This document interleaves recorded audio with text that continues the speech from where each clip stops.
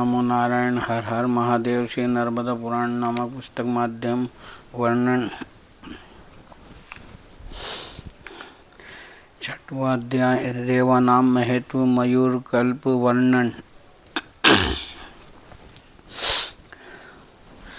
श्री मार्कंडे बोले, हे त्रिपश्रेष्ठ, पुनः तृतीय युग का अंत प्राप्त होने पर भगवान नील लोहित शिव द्वादश सूर्य शरीर धारण कर सप्तद्वीप समुद्र पर्यंत पर्वत कानन सहित संपूर्ण पृथ्वी मंडल को काल रूपी महेश्वर ने दग्ध कर दिया। तदंतर महामेघ होकर जल से इसे डुबो दिया। कृष्ण वर्ण हुए इस संपूर्ण जगत को उस एकर्ण विभूत सागर में विद्युत एवं इंद्र युद्ध से अंकित हुए। इस पृथ्वी को डुबोकर माया द्वारा उस विमल जल में जगत का संहार करके स्वयं कृष्ण वर्ण विष्णु होकर योग निद्रा में स्थित हो गए। तदंतर में उस घोर अंधकार में प्रलय जल में वायु रूपी महेश्वर के स्वरूप में 1000 दिव्य वर्ष पर्यंत भ्रमता रहा, जिसने ये गहन गंभीर दृश्य उपस्थित किया। उस देवेश्वर का ओंकार पूर्वक ध्यान करता हुआ ये राजेंद्र उस समय विमल जल में स्थिर रहा। तभी स्थावर जंगम के नष्ट होने पर उस घोर प्रलय में सहसा स्वर्ण पत्र वाले मयूर को जल में देखा, जो विचित्र चंद्र बिंब से युक्त था। सुंदर नेत्र वाला नीलकंठ था। तदंतर वो मयूर महाभयंकर महावर्णन के मध्य में शब्द से विक्षोभ करता हुआ 3 शिखर वाला त्रिखंडी तीनों लोकों का रक्षक वो महानुभव विचारने लगा। शिव ने मयूर रूप अर्थात रुद्र स्वरूप से उस जल से विक्षुब्ध हुए महारणव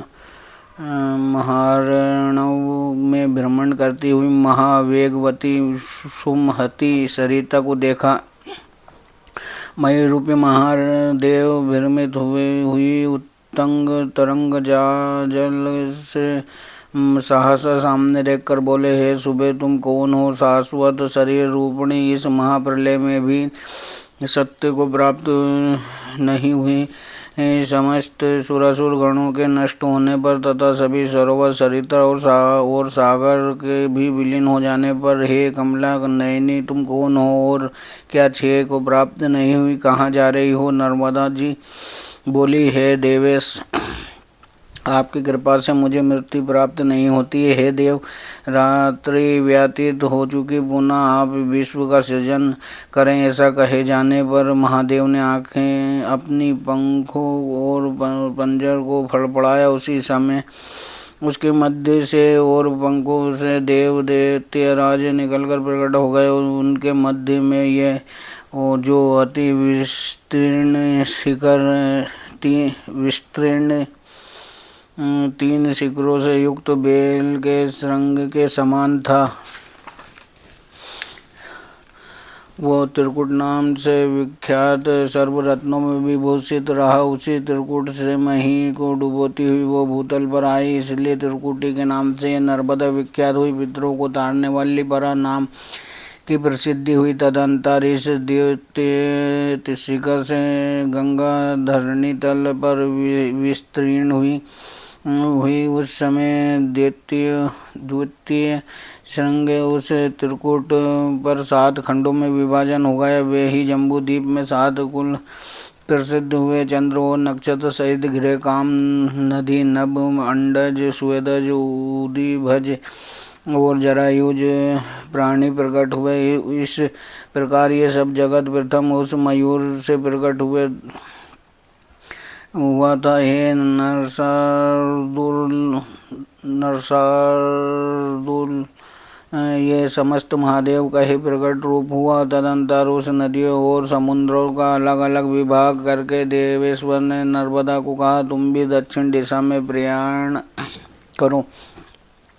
इस प्रकार वो महापातक नाशनी दक्षिण गंगा दक्षिण दिशा में प्रसिद्ध हुई। जैसे उत्तर दिशा में गंगा पवित्र है, उसी प्रकार ये भी मंगलमयी हुई। जैसे पवित्र गंगा मेरे मस्तक से उत्पन्न हुई, उसी प्रकार उसी प्रभाव से युक्त है महाभागे तुम भी हो, इसमें संदेह नहीं है। तुम और तुम्हारे साथ है सुवृत्ते, मैं एक और अंश से सदा रहूँगा। महापातकियों के लिए तुम औषधि रूप सिद्ध होगी। महादेव के द्वारा ऐसा कहे जाने पर महापातक नाशनी वो शीघ्र गतिवती नर्मदा दक्षिण दिशा की ओर चली।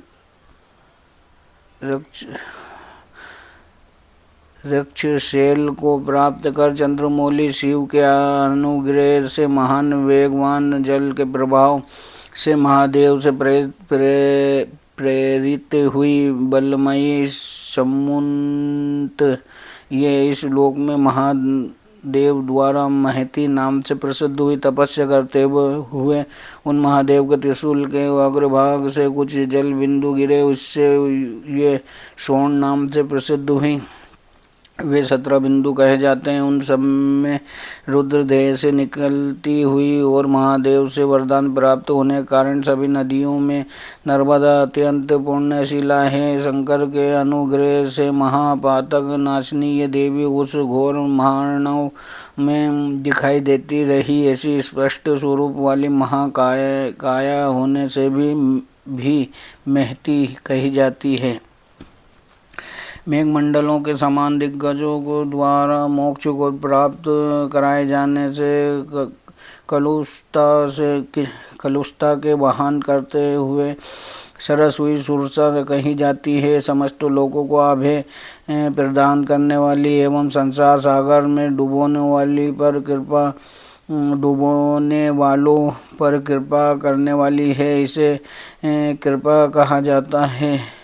प्राचीन पुण्य में सतयुग में दिव्य मंदार वृक्षों से अलंकृत, कल्प वृक्षों से व्याप्त, रोहिणी आदि वृक्षों से घिरी हुई मंद गति से बहने वाली मंदाकिनी कहलाई। शीघ्र ही महार्णव के प्रलय को भेदन करके इस लोक में आई ऐसी सिद्धि और देवताओं से पूजित ये महार्णव कहलाती है। विचित्र शिला संगतों से और ऋक्ष पर्वत में होने वाले हाथियों से व्याप्त विपुल पर्वत पर भेदन करके समुद्र की ओर जाती हुई 10 दिशाओं में महान रव से भ्रमण करती हुई जहाँ तहाँ भूमि और अल्पावित करती हुई सुशोभित रहती है, इसलिए रेवा कही जाती है। स्त्री पुरुष आदि से अत्यंत दुखी हुई, श्रापों से घिरे हुए मनुष्य को विपाप पाप रहित करने वाली होने से ये विपापा कहलाती है।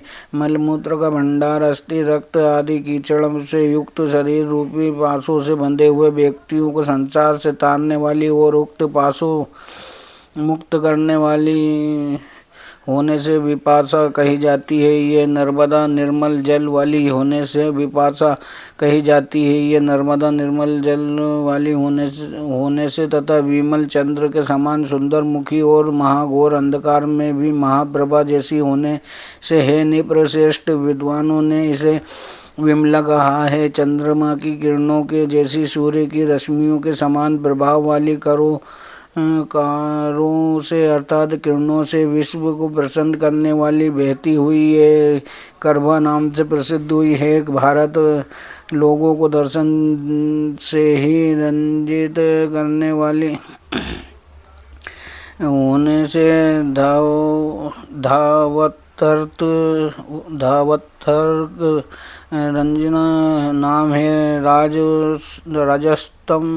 रजस्तम सार्थक हुआ। तृण वनस्पति गुल्म लता आदि उदिभज प्राणियों को त्रियाक योनि के कीट पतंगों को, पक्षियों को भी उनका उद्धार करके स्वर्ग ले जाने वाली है के कारण इसे बालू या वायुदायिनी कहते हैं। इस प्रकार इन नामों को जो जानता है और विशेषता इसकी उत्पत्ति को भी जानता है, वो सब पापों से मुक्त हुआ इंद्रलोक को प्राप्त होता है, इसमें संदेह नहीं है। रेवा आदि नाम का महत्व व मयूर कल्प वर्णन का ये 6वां अध्याय पूरा हुआ। इति श्री छठवां अध्याय।